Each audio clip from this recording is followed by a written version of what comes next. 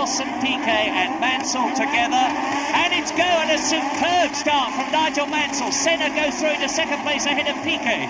The two McLarens slot in behind them into the chicane. Is anybody going to go off this year?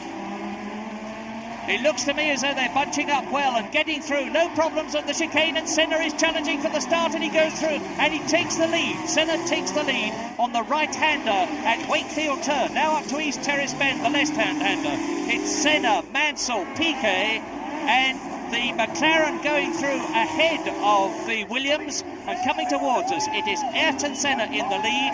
It is Piquet second. It is Rosberg in third position. Mansell is down to fourth position. Well, there's a turn up for the book, because Nigel Mansell has lost his lead and Gerhard Berger is well up. And look at the way that the first three are breaking away. Senna, the Williams and the McLaren absolutely together, and Piquet going through and trying to take Senna.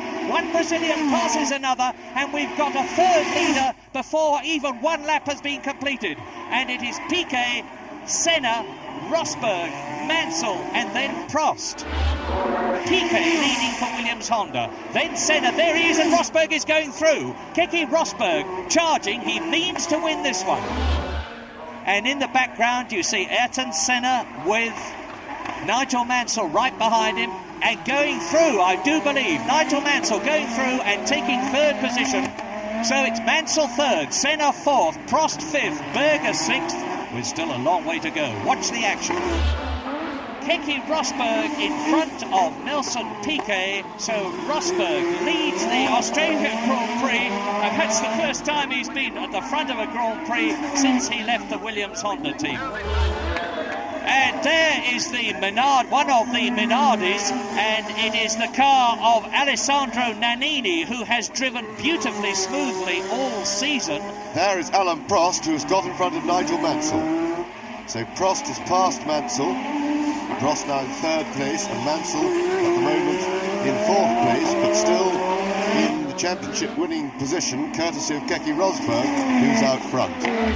Seventh position, filling straight. Eighth, Ricardo Patrese. Ninth, Gerhard Berger, and off speeds Piquet. Wowee! Now, Piquet goes off, Prost goes through. Now we have the two McLarens, first and second. Rosberg leads and Prost is second. This could change the race. And Mansell went through, so that's put Mansell into third place. Alain Prost on lap 33 is into the pits for his expected tyre change at about the right time. And this is a bad change by modern standards, over 17 seconds, and that is not good. That could be critical.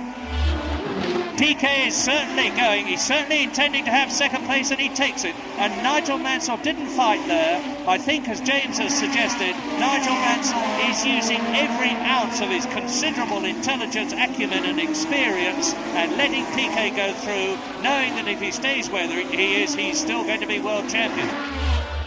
Rosberg out! Keke Rosberg is out of the Australian Grand Prix. If this isn't a sensation, I would like to know what is.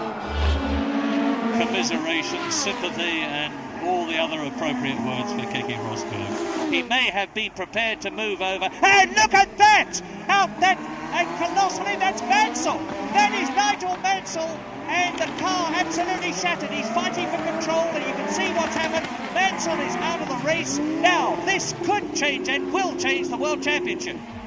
What an absolute tragedy for Mansell. Obviously, the tyres went at almost the same time as Keke Rosberg, so there's a wear problem. Piquet must be made aware of that by radio, because it means he, with his tyres, will be here. We're going to see what happened again, and that's an absolute tragedy, because that means that poor Mansell, that is terrible at the last moment. Into the pits goes the Williams.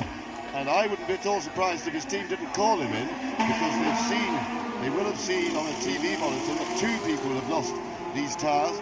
Nelson was running the same tyres, and so Prost is now a favourite to win the World Championship if he can hold on. And Alain Prost is virtually within sight of his 25th Grand Prix, his second World Championship. An absolutely superb achievement. You have seen the crowd rising to this popular little Frenchman who has demonstrated yet again that he's the driver of the day, and he takes the checkered flag. He wins the Australian Grand Prix. He wins the World Championship of 1986. Absolute euphoria in the McLaren pit. Look at him, he can hardly believe it himself.